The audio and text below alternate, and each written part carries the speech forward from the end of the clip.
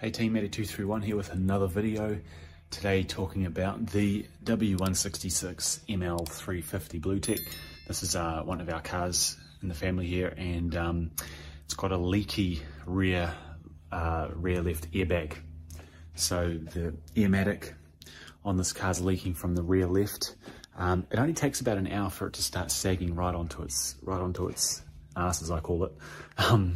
So in the left-hand corner here, we have it leaking, and you can sort of hear it hissing. Not at the moment, probably because it's sort of less pressure down there, but yeah, so it's been doing it for about 2 weeks now, so we've got some new parts to install, which I'll show you right now, so let's get into it. Cool, so if you haven't seen on the channel already, lovely New Zealand new ML350 Bluetech with 140,000 Ks on the clock. It's got the nice extended dashboard, leather dash trim. Doesn't have a sunroof, which is probably not a bad thing. It's my wife that drives it anyway, so she's not too fussed about that sort of stuff like I am. Nice, very nice SUV. A lot better than the ML350 164 we had, which was a bit of a bastard, to be honest. Probably one of the worst Mercedes I've had so far. Well, the worst actually. There's not many Mercedes I don't like. Lovely colour, finished in alabaster white, just like my 211 E55 is. So yeah, really nice car all around. So getting into it, team, we've got our new airbags. First, actually, we need to take the wheels off for this job. We've got our special flower wheel nut remover here. So it's, you can use a 17mm socket, but it does slowly wreck the wheel nuts. So they're these fancy, I think they call them flower wheel nut heads. And this fits onto it perfectly. You can buy this on FCP Euro. That's the part number there. And yeah, you can take them off. You can also take them off at 17, but you are going to wreck the nuts over time, and it gets harder to put the socket on. We've got our new air suspension here. So it's a little bit concerning, W164, but I'm picking it will work on the 166 just fine. Now this isn't OEM from what I know. This is just aftermarket. So pretty much every part I use on my cars is usually always genuine or OEM, but I don't believe the Dunlop is OEM. It might be, but I don't believe it is. So you guys can let me know if I'm wrong here. So yeah, we're gonna basically, it's so simple to do the suspension on this. We take the wheels off, we depressurize the Airmatic system, and we literally pry the old airbag out from the top, remove the Airmatic connector, pull the bag out, chuck the new one, and away you go. So it's a nice simple job. If you've haven't watched already, we replaced the full Airmatic suspension in my W211 a while ago, last year, and that was a mission. I followed the workshop, the WIS guides, exactly how Mercedes says you should do it, and it took me a couple of weeks, I think, all up to do it. Obviously off and on, like I was working and stuff in the meantime, but we should just be able to do this in a few hours. So let's jump in, team. We're going to take these wheels off and continue.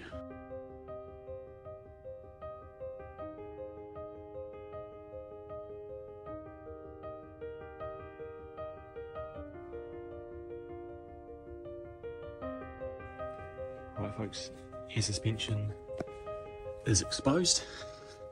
So we've got our 2B airbags here. Now that disc is quite rusted, eh? It's just surface rust, but interesting. So what we're gonna do is, oh man. Yeah, it's not good. Look at that. Gonna have to replace this shock absorber, I think. Not gonna worry about it at the moment. We should be able to do it independent of the airbag. But what we're going to do now is scan the computer and depressurize the Airmatic system. So let's jump into that on the Star Diagnostic. Right team, we've got the Mercedes Star C4 multiplexer plugged in. You can run it wirelessly like I did in my last video, but I realized it does have a battery in it, and when it runs out, the system dies. So you have to like sort of run it off this green Ethernet, power over Ethernet cable back into the computer here sometimes to like charge it up. So we're just plugging it in. It is nice having it wireless, but that's fine. So what we're going to do, team, is we've opened up Zentry. Going to go to Mercedes, obviously, passenger car, to 166. Doing this with the wrong hand. 166, where are we? There we are. 166 GLE Bluetech 350. That's correct. Yep, diesel. We've got a 722.9. I'd love to know what these 725s are. If anyone knows what they are, can you let me know? They're a different sort of gearbox or... cool. Century diagnosis. There we go. So we bring that up. Now, you don't need this fancy computer team. You can do it with a nice cheap aftermarket scanner. So if I show you my other one I've got, and this scanner I've got here actually would do it perfectly fine. So we've got a Foxwell scanner. It's in my older videos before I had this. In fact, it does the job for like pretty much everything. I rebuilt the V12 and just use that scanner. You don't need this. We can run our, turn the ignition on.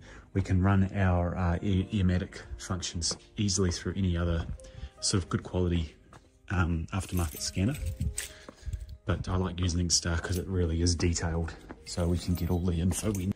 Cool, so ignition on. Actually, what we will do is we'll do it properly. So we'll pull the start stop button out, put the key into the EIS, and then just turn it to ignition on, like that. Turn our accessories off. We don't need that, we don't need the radio. You've just got to be mindful. See, the battery voltage here is 11.2. You don't want it to really get too low. The battery in this car is pretty strong, so it shouldn't. But you might want to plug in a charger that can just supply the battery with 12 volts.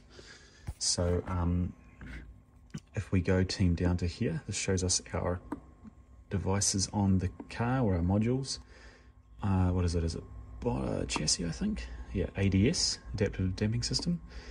That'll connect to the Airmatic setup. Now if we go to actual values and we look at value of pressure sensors, or is that a voltage? Yeah, no, that's the main system voltage, sorry. Pressure sensors at left rear. So that system's got currently 3.29 bar. If we go to the right rear, it should be higher. Yeah, see, 4.25. Front left, 4.25. Front right, 3.4. Interesting, okay. But our left rear is even lower than that. I don't believe, now because you've lifted the car up, I believe it would give more room for the strut to expand, so the pressure is going to be less. But what we're going to do now is just simply dump that pressure out. So team, we've jumped into the actuations tab at the top here. We've gone to release pressure and suspension struts. Now we're doing both left and right rear axles. So what we're going to do is, obviously these come with a touch pen, but you can't like click and hold down this release button here. So I've just got a mouse that I've plugged in, that I've got in my workshop here. So we're just going to click and hold, and you can see those values drop here for the system pressure. Now that right rear pretty much empty, and when you see the actual value of on, that means the relief valve is open. So it's basically, as you can see here, as long as it's below 1.5 bar 22 psi, we're fine. So that one's good to go. The left rear now, this would always be pretty low because it's leaking anyway. So again, we just hold the negative. You might be able to hear it on camera, but when you do it, you'll hear like a cling and like an electric sound, and you'll hear from the front right of the car where the valve block is. That's where it's releasing that pressure from. They're both under 1.5 bar, sorry. So yeah, they're fine. Cool, that's done. So the system's relieved of pressure. Now what we're going to do is turn the car off, and we are going to per WIS here, team. We'll bring that up here. So if we go down on our WIS, we have, if we just zoom in a little bit,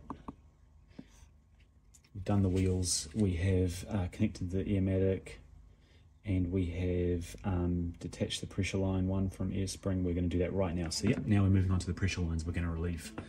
So let's get into that. So team, what we've done is we've emptied the struts obviously, but I've just noticed I unplugged it and turned it off, and the system straight away refilled the rear left and right struts again. So that's pretty annoying. So I've ended up plugging in the power supply. So I've got a C-Tech charger, put it on supply mode, so we've got 11.4 volts, which is about right. So we're just going to leave it plugged in and not upset it.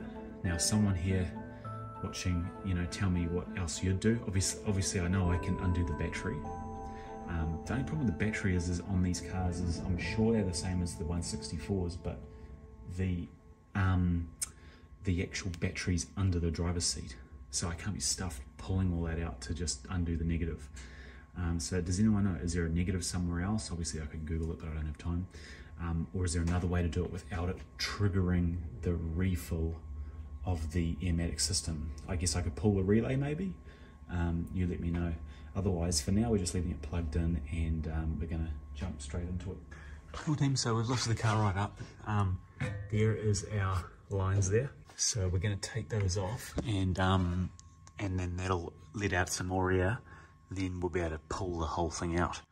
And they're literally just stuck in place there. They're not even bolted in there, like just sitting there casually. So we'll grab the old WD-40, the old DD, chuck them in there.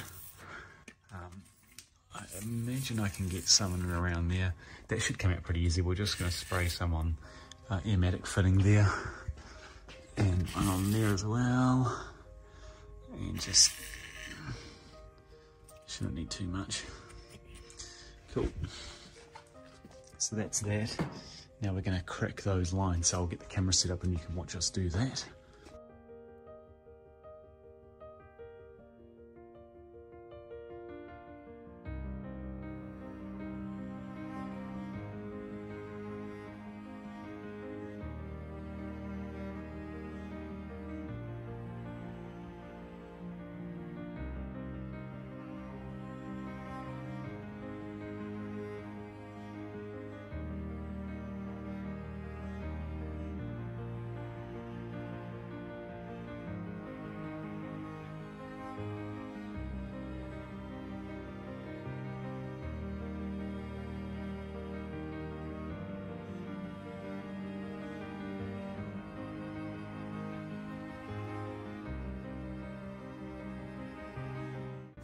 Question is, we're probably better to pull down on the whole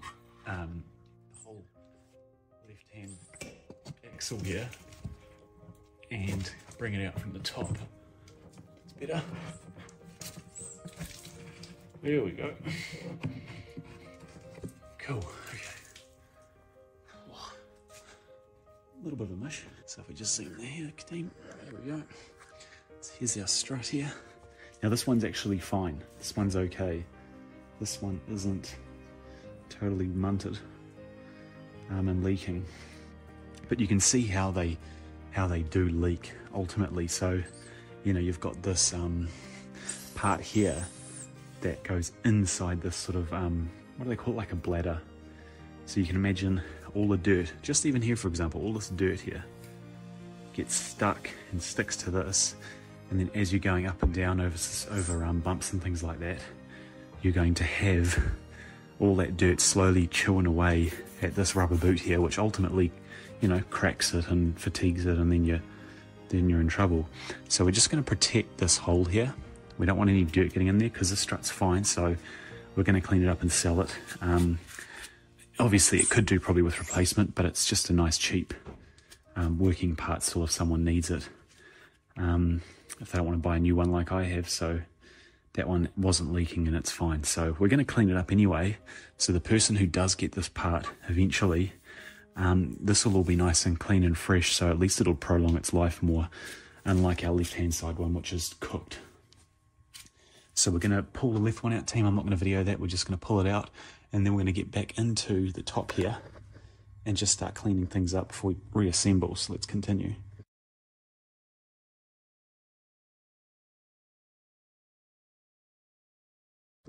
So then we'll get our new bags out. Hopefully they are the right ones. They should be. They shouldn't have changed between the 164 and one. Okay, here's our new one. Interesting. Okay. So if I grab the old one quickly, this is our old one, team, that's busted here. So and this is our new one on the left here. So the bases are very similar. They've both got same size notch, so that's promising. They've both got the similar sort of head on them. Obviously the this needs to be transferred over this little cover, but as far as I understand, obviously this one's sort of semi-inflated already where this one's not, so we're probably just going to end up having to install it like that. I might just check, because we don't want to damage obviously any of this setup here before it's fully installed. So what we'll do is see how we go. We should be able to install it like that. Otherwise, little connectors where the Airmatic connects, I don't know if I'll replace them. You can replace the little brass nuts. I'll just clean them up and see what they feel like. If the O-ring on them's tidy, we'll just reuse them, but we'll clean them nicely. Look at that, I'm wrong. In here, team.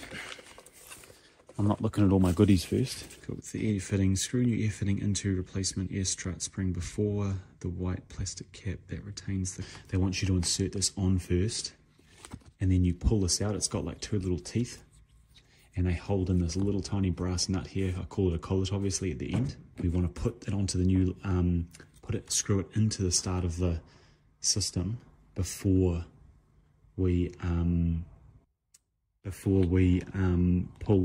pull this white cap off, which is interesting because, yeah, when we installed the strut on the E55, we manually installed this little nut, but maybe this is how you actually do it. This might be the proper way to do it.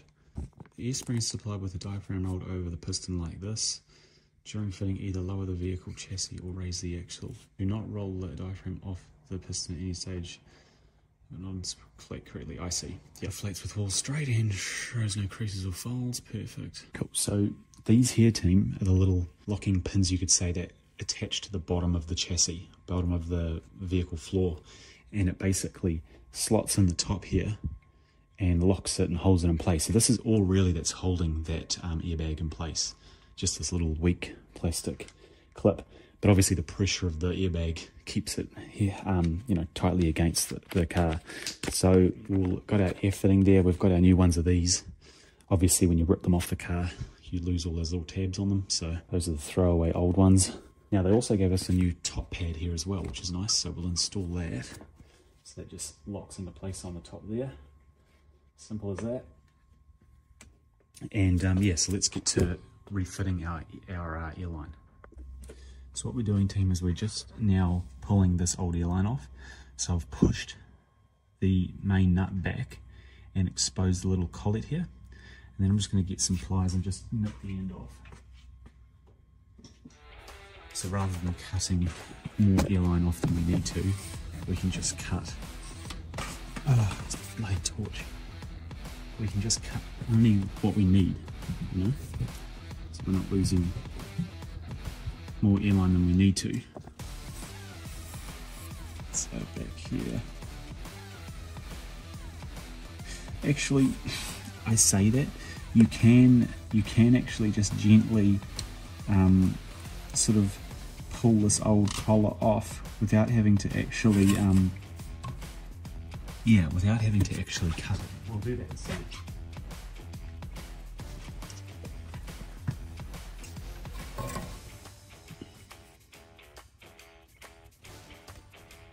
There we go, easy as that, yeah. So we've done that. Now pull the old line off there.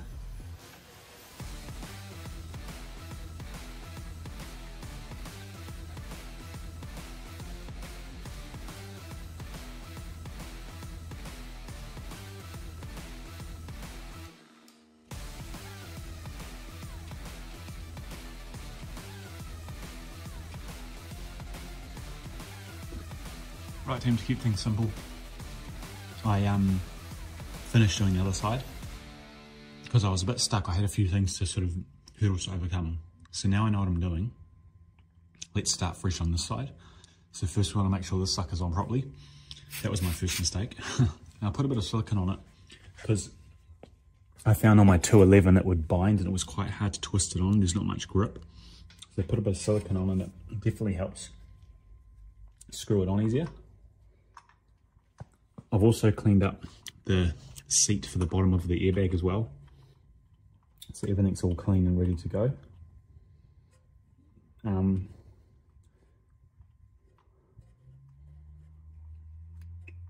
Another thing we're going to want to do, there we go, is remove, there's some 10 mils here in the wheel arch.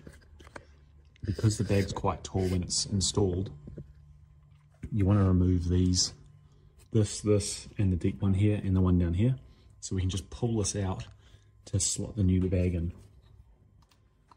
Before we do anything else, make sure that nut's on.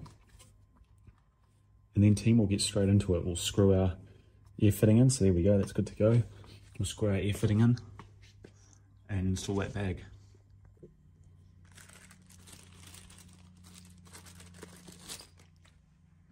Now don't forget this top hat, team. Make sure you put it on before you install the spring into the car. I had mine half on. That ended up taking me 20 minutes to try and jimmy it over that new retaining clip. So just get it in here now. Just got to make sure they sort of sit properly in there. Yeah, see? That's, yeah, that's okay. That one there.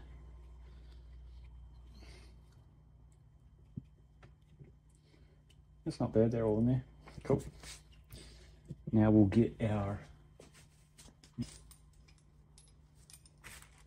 which is somewhere here. Let me grab that quickly. I don't know, team, but for some reason there was only one Airmatic fitting in this box. For this one there was none. So luckily I do have some brand new ones, so maybe just have a few on hand just in case they don't give you them like these guys didn't for the second spring here. So we'll screw this in. I am worried that that might leak, so hopefully it doesn't, but it's the same thread length and depth, so it should be okay. So that is now good to go, team. Just remember, we don't want to bend it or anything. We want to keep it all straight, so let's put that in the car.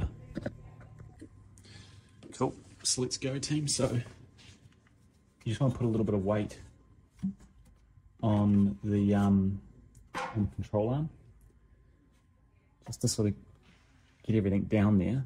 And you want to face, when you put it in, you want to face the air fitting into the middle, because that's where it is on the car. But before I do that, guys, I've forgotten to remove these here, so let's do that right now.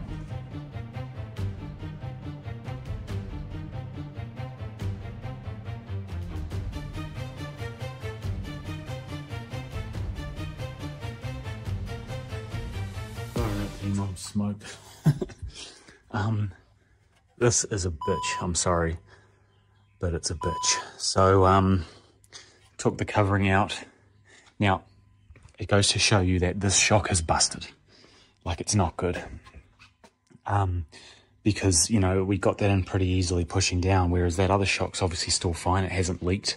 So it's flipping hard to get the airbag in. So, you know, you just can't do it.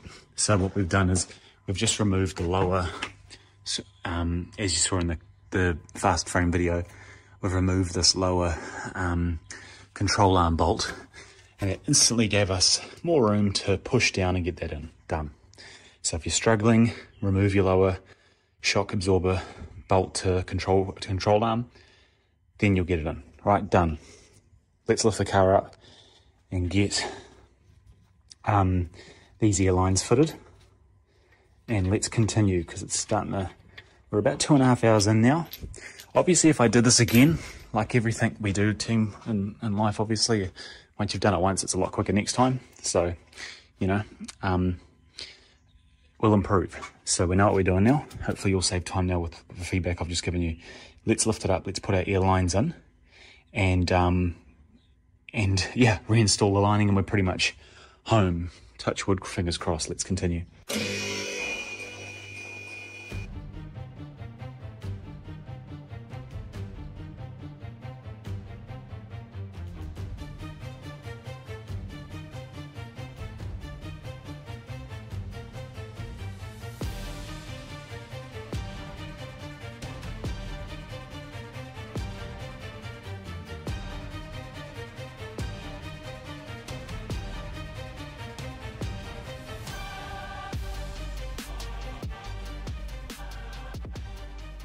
So team, we're going to chuck some air in it now. I've got it ready on the star. So I'm just going to pump a little bit of air into this strut just to sort of get it locked in place so we can check it again. And you'll just see it fill in, so just keep watching the video. You'll see it would have expanded. Yep, there we go. Topping it up with some air. So what we'll do now is we'll bring the car right back down, put our wheels on, and then lower it onto the floor. Just do some final checks. We also need to now torque that rear left shock absorber bolt too. So we'll continue now.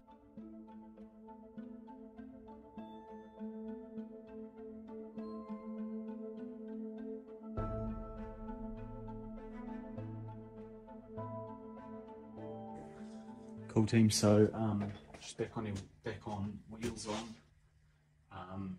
Everything's in place, we've got everything installed. There's nothing else left to do really apart from start her up and also torque that rear bolt, so we'll do that in a sec. So what I think we'll do is we'll lower the car down. We'll lower the car down a little bit onto her feet, and then I will probably just start the car, to be honest, and let the system automatically figure itself out as we lower it down, because when we lower it down and have the car started, it'll start to pump itself up when it realizes the back's too low. That's what it does with the 211 anyway, so we'll give it a try and see. So let's jump in and do that right now. So both systems have 3 points.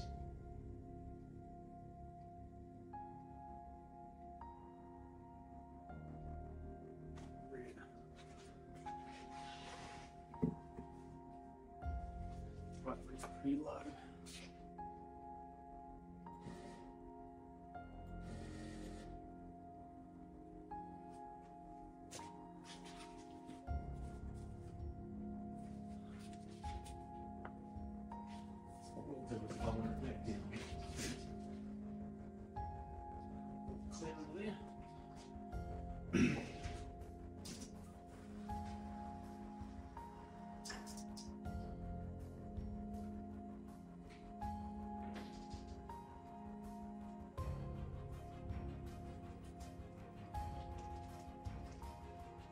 Now while I do that, guys, we're just going to jump under the car and just make sure while we lower it that the bags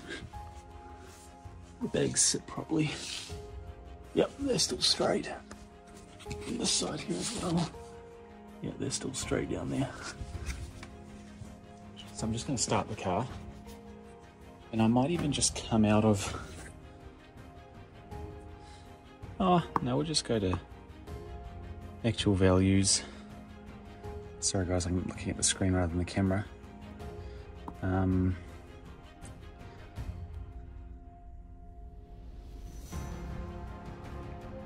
We're just going to start the car up now.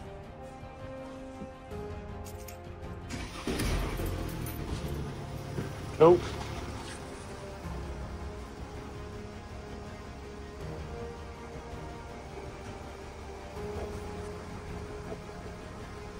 So we'll just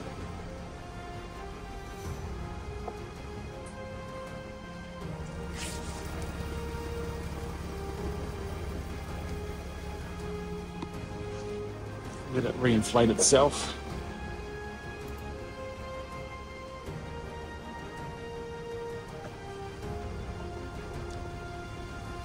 So as you can see there, the struts, the airbag's like still nicely formatted. It's not pointing the wrong way or bowing out or anything. Same with that side. It's all nice and straight still, so that's good. So we'll open the garage so I don't smoke myself out.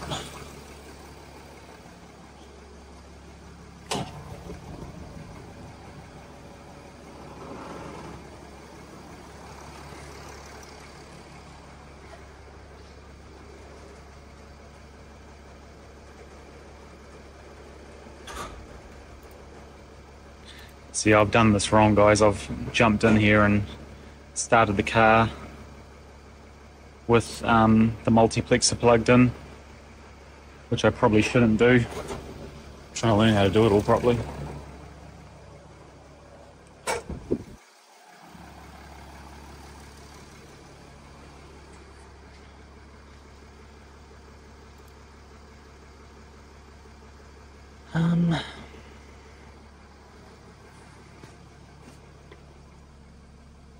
Cool. So, chassis, ADS.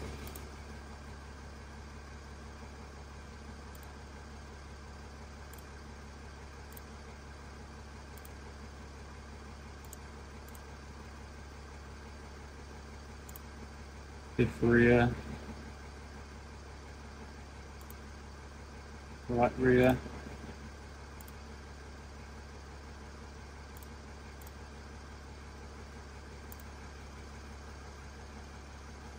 We'll just drop it down a bit more, guys.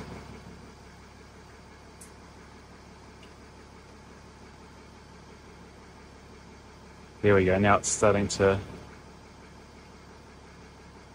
lift itself back up again. I don't know if you just saw that, but it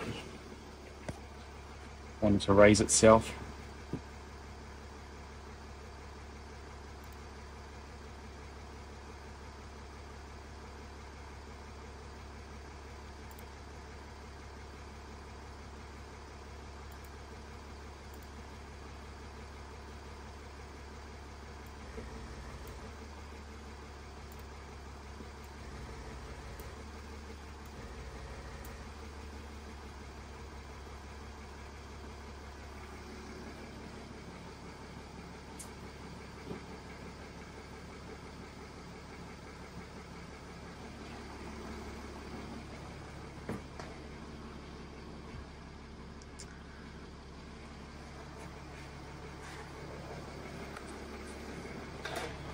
Just turn the car off. So it's sort of sorting itself out. Can't hear any hissing noises, so that's always a good start as well. What we'll do, team, is we'll unplug the multiplexer. Actually, before we do that, we'll close it down on the software here, because I don't want to damage or do anything silly, so we'll just close the entry there. Device not in use, so we'll unplug the system there, and then we'll restart the car now by itself.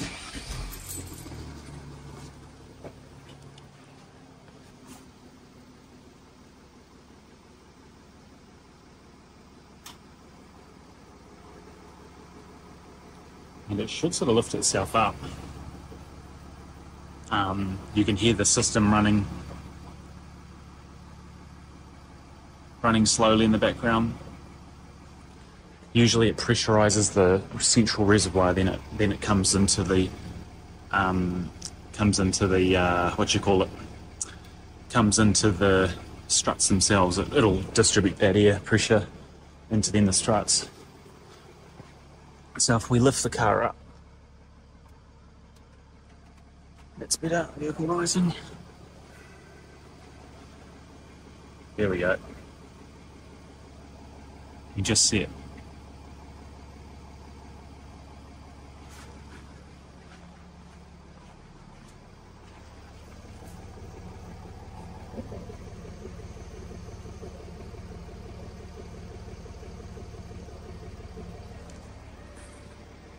Lifting up now. The team, it's been an hour or so have we still got an even car? It looks like it.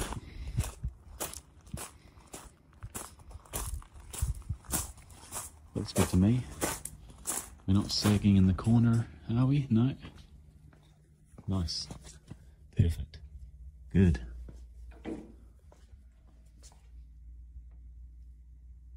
Can't hear any noises that indicate it's leaking or anything. Back left's good as well. Cool. Okay, so we've completed the job successfully. We're just going to torque down that rear left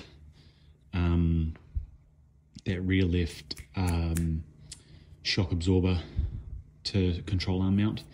It's 120 Newton meters of torque plus 90 degrees, so that's going to be fun. So we're just going to pull it out forward there, then we're going to torque the wheel bolts as well, and then we're finished, team. So let's get that wrapped up.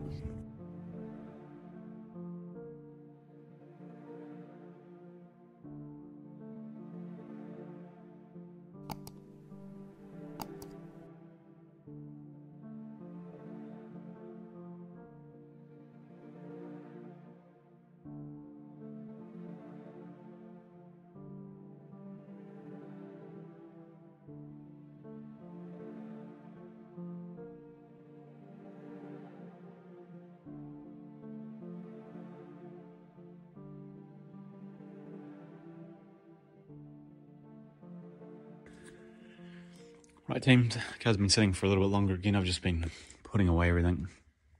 Hands are filthy. I need to just come and clean some of the tools, spray the tools and clean them up. And I'm working on a little Alfa Romeo at the moment. Out there you can't see it, just the Alfa Romeo 159. Just a DPF replacement, just for a family friend, because I don't really touch other brands apart from obviously Mercedes. So yeah, let's just go for a quick drive up the road, up the driveway, and come back and let's see how she performs. So I guess there's no reason for it to have an issue. The only thing would be if there was a leak from the Airmatic connection, which would be very unlikely. I'll just put my seatbelt on because it's going to beep at me. So let's just summarize it, team. We'll just go for a cruise. In summary, so I think the key to doing this job successfully is to here we go. Key to doing this job successfully is getting the inner mudguards or the fender liners removed. So remove those as soon as you take the wheels off. Get those out of the way. Just makes it that bit easier to get those airbags in once you've done them, right? Do that first.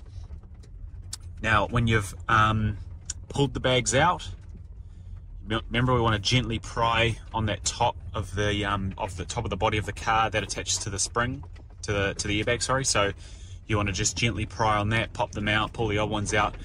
We've got that white little clip. Remember, we want to pull that white clip out and screw the new one on.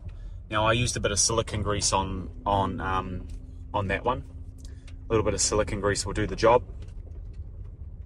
Silicone spray or silicone grease, or to be honest, probably WD-40 is fine as well.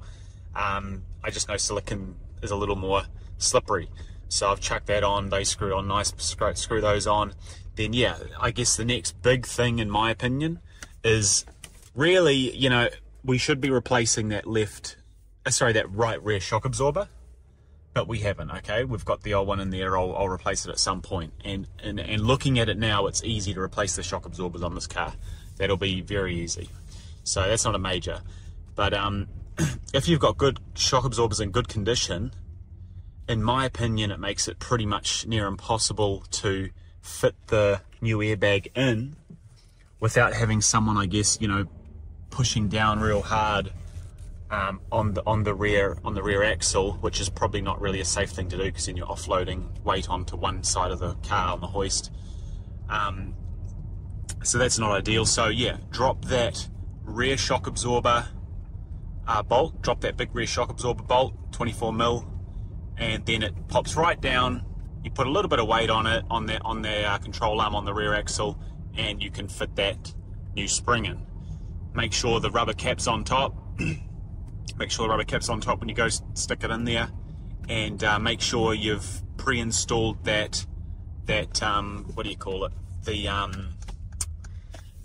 Airmatic brass fitting. Make sure you've pre-installed that, or at least cover up with tape the Airmatic fitting hole, just so you don't get dust in it, because there's a lot of dust moving around. Then yeah, once you've got it in, you know, once you've got the airbag in, clip it in, shove your brass fitting in, stick your airline in. Now push the airline in gently but with a bit of firmness, so it locks onto that what was it called? The collet nut or something. And then you'll feel you can't pull the airline back out. So you stick the airline in, it sort of hooks itself around the collet, or the collar, or what do you want to call it, and then you shouldn't be able to pull it out again, right? So that's what we want to do. Then we're good. Then we just reassemble, drop the car down, make sure we put everything back in place. You would have seen I moved the ABS sensor out of its little carrier when we first lifted the car up. So make sure you put things like that back together, which I did off camera, and make sure you put the car back down gently like we did. In the end, yeah, like I did on the W211 E55, I actually just unplugged the star system and turned the car on and push the raise button, and that usually gets the car to sort itself out. I'm just going to go a little bit quicker here, just to give it a bit of a Don't try this at home, team. We're going a little bit fast for our driveway, but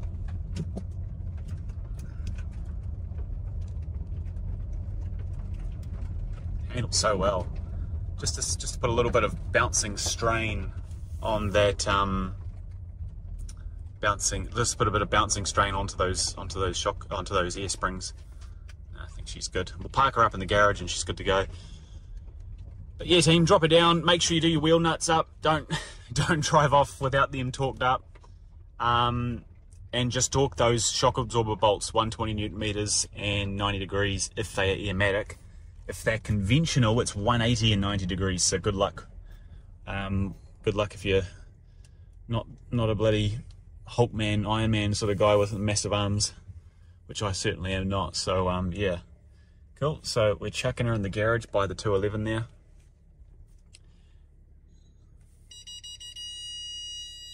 Cool. Chucking her in, putting her in park, turning her off. Good work. So that's that, guys. Hope you enjoyed it. Bit of a bitsy video. To be honest, halfway through I was like, fuck, I can't be effed doing this video. I can't be stuffed. It was just frustrating me. But then it's like, no, let's get it done, because, you know, if you guys are doing this on your 166 or 164, you know, ultimately, at the end of the day, it can save you time. And that's the purpose of my videos, really, is to help you guys out. So hopefully you can learn from some of my mistakes there, which is what I've just summarized. You know, if we did this now, I could do it in 2 hours. I could do it in an hour and a half, 2 hours. But, you know, it took us 3. That's fine. We learn. We know what we're doing next time. Thanks, team. Thanks for watching. Thanks for subscribing as well. It's good to get subscribers because, yeah, I try to put a bit of effort into these videos, and it's good to see people, you know, hopefully like them. And obviously, anyone who got feedback or suggestions to do things better, let us know, because we're all trying to share good advice here. So let's continue the game, and we'll see you in the next video. Cheers.